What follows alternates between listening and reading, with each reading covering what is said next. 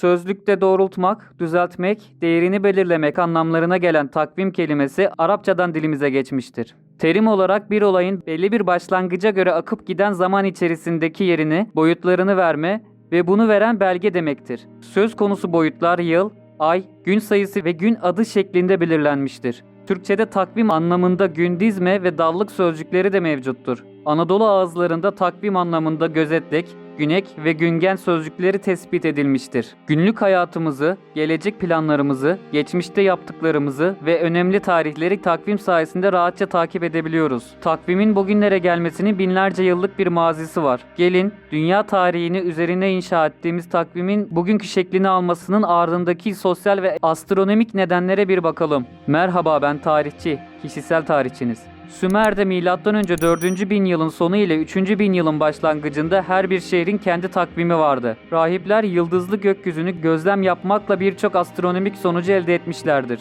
M.Ö. 3. bin yılda gökyüzü cisimlerinin hareketinin gözlemlenmesi için yüksekliği 20 metreye ulaşan çok katlı kuleler inşa ediliyordu. Bu kuleler genellikle tapınakların yanına dikilirdi. Sümerler muhtemelen ayın evrelerine dayalı bir takvimi kullanan ilk medeniyetti. Sümer Babil ayları yeni ayın göründüğü gün başlıyordu. Saray astronomları mevsim hataları bariz hale geldiğinde takvimde gerekli düzenlemeleri yapıyorlardı. M.Ö. 380 yılında ay takvimlerine sabit düzenlemeler getirildi. 7 artık ay 19 yıllık periyotlarda yıllara ekleniyordu. Daha sonra Yunan astronomlar da ay yılını güneş yılına uyarlayan çeşitli düzenlemeler yaptılar. Roma Cumhuriyet takvimi muhtemelen Yunan ay takvimine temel almıştı. Babil takvimi 12 kameri aydan oluşan ve yıllık bir ay güneş takvimidir. Babil'de kullanılan takvim hem kameri ve hem de güneş esaslı olarak düzenlenmiştir. Babil takviminde de gün batımında başlar ve bir sonraki gün batımında sona erer. 12 hayvanlı Türk takviminde her hayvan bir yılı gösterir. Örneğin Pars yılı gibi. Her yılın o hayvanın özelliklerine göre şekillendiğine inanılır. Örneğin maymun yılında eğlence ve hilenin artacağı inanışı vardır. Çağ adı verilen 12 çarpı 5 eşittir 60 yıl şeklindeki dönemler halinde ilerler ve bu rakam ortalama insan ömrüdür. 12 hayvanlı Türk takvimi Metehan'ın tahta çıkış tarihi olan M.Ö. 209'da başlar. Kazaklar bu takvim sistemine Müşel adı verirler. Yakutlar, Sahalar ise 12'li düzene dayalı yıl takvimi kullanmakla birlikte hayvanların yerine tanrıların adlarını kullanmışlardır. Hicri takvim, Müslüman takvimi ya da İslami takvim, bir yılı 354 ya da 355 gün olan ve 12 kameri aydan oluşan, İslam peygamberi Hazreti Muhammed Mustafa sallallahu aleyhi ve sellemin Mekke'den Medine'ye hicretini başlangıç yılı, birinci yıl kabul eden ve ayın dünya çevresinde dolanımına esas alan bir takvim sistemidir. Hicretin Muharrem ayı yani takvimin başlangıç günü ya da ayıyla bir ilgisi yoktur. Hicri takvim, Hazreti Ömer'in halifeliği zamanında hicretten 17 sene sonra miladi 639'da toplanan bir meclis tarafından Hazreti Ali'nin önerisiyle hicretin gerçekleştiği yıl bir kabul edilerek oluşturulmuştur. Bundan önce yıllar rakamla değil, o yıl gerçekleşen önemli olayların isimleriyle anılmaktaydı. Örneğin Fil senesi, Fil senesinden 2 sonraki sene, Kabe'nin tamirinin yapıldığı tamir senesi, Sel senesi gibi. İslam öncesi Arap toplumunda kameri takvime 3 yılda bir ay eklenerek ayların yerleri sabitlenir. Aylar hicri takvimde olduğu gibi yılın mevsimleri arasında dolaşmaz. En fazla bir aylık oynamalar olurdu. Bu duruma Nesi ismi verilirdi. İslam ansiklopedisine göre Nesi uygulaması genel gözlemde olduğu gibi sabit bir takvim oluşturmak amacıyla değil, hac ve hac ile bağlantılı panayırların yılın belirli ve uygun bir mevsimde icra edilmesi amacını taşımaktaydı.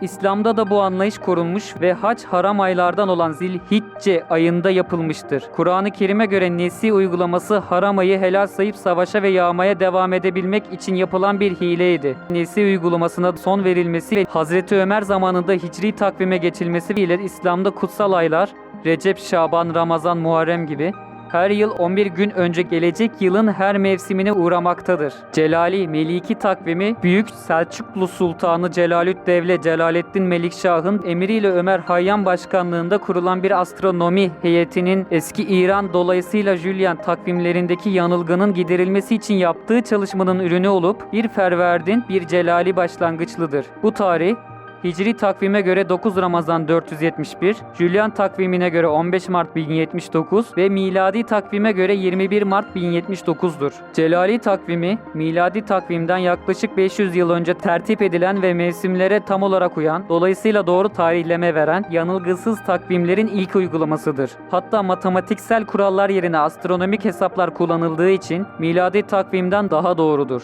Osmanlı döneminde devletin resmi takvimi demek olan müneccimbaşı takvimleri, Celali takvimi düzeninde hazırlanırdı. Bunlarda her bir sayfa 30 günlük Celali aylarına ayrılmış, 12 aydan arta kalan 5 ya da 6 ekleme gün de en sonra ayrı bir sayfaya alınmıştır. Yılbaşı, ilkbahar ılınımı günü olan Nevruz-u Sultani'ydi. Celali takvimi sadece mali işlerin düzenlenmesinde kullanılmış, normal hayatta hicri takvim kullanılmaya devam edilmiştir. Osmanlı'da Tanzimat dönemine kadar aya dayalı hicri takvim resmi olarak kullanılıyorken, bu dönemde 13 Mart 1840 tarihinde 1 Mart 1256 hicri takvim gününde güneşe dayalı Rumi takvime geçilmiştir. 1870 yılından itibaren hicri takvim bırakılmıştır. Rumi takvim, Julian takvimini esas alması nedeniyle miladi takvimden 13 gün gerideydi. 1917 yılında Rumi takvim yerine Gregorian takvimi kullanılmaya başlanmıştır.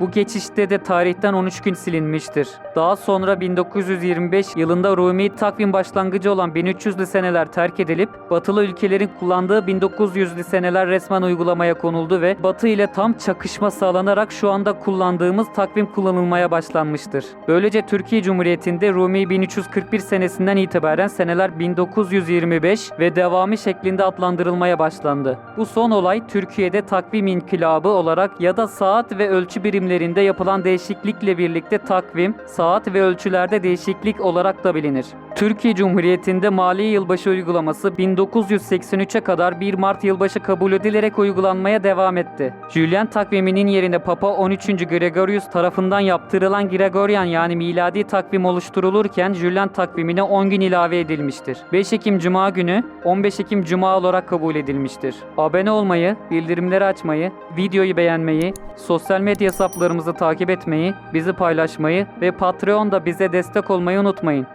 Abone olmayı, bildirimleri açmayı, videoyu beğenmeyi, sosyal medya hesaplarımızı takip etmeyi, bizi paylaşmayı ve Patreon'da bize destek olmayı unutmayın. Abone olmayı, bildirimleri açmayı, videoyu beğenmeyi, sosyal medya hesaplarımızı takip etmeyi, bizi paylaşmayı ve Patreon'da bize destek olmayı unutmayın. Abone olmayı, bildirimleri açmayı, videoyu beğenmeyi, sosyal medya hesaplarımızı takip etmeyi, bizi paylaşmayı ve Patreon'da bize destek olmayı unutmayın. Abone olmayı, bildirimleri açmayı, videoyu beğenmeyi, sosyal medya hesaplarımızı takip etmeyi, bizi paylaşmayı ve Patreon'da bize destek olmayı unutmayın.